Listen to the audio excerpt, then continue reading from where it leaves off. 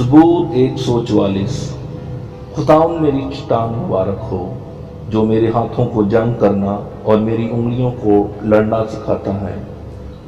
وہ مجھ پر شفقت کرنے والا اور میرا قلعہ ہے، میرا اونچا برج اور میرا چھڑانے والا۔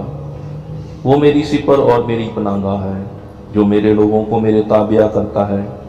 آئے خداوند، انسان کیا ہے کہ تو اسے یاد رکھے، اور آدم ذات کیا ہے کہ تو اس کا خیال کرے۔ انسان بتلان کی مانند ہے، اس کے دن ڈھلتے سائے کی مانند ہیں۔ آئے خداوند، آسمانوں کو جھکا کر اترا، پہاڑوں کو چھو تو ان سے دھواں اٹھے گا۔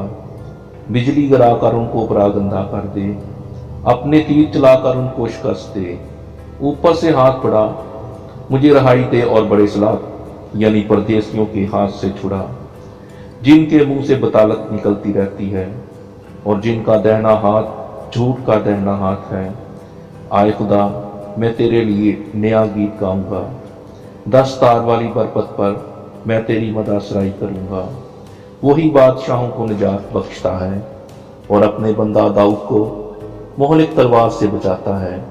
مجھے بچا اور پردیسیوں کے ہاتھ سے چھڑا، جن کے منہ سے بطالت نکلتی رہتی ہے اور جن کا دہنا ہاتھ جھوٹ کا دہنا ہاتھ ہے۔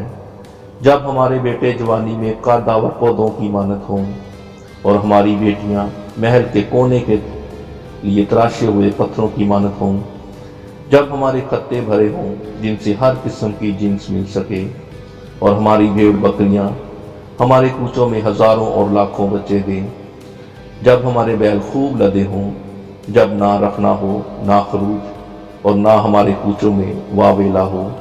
مبارک ہے وہ قوم جس کا یہ حال ہے، مبارک ہے وہ قوم جس کا خدا خداوند ہے۔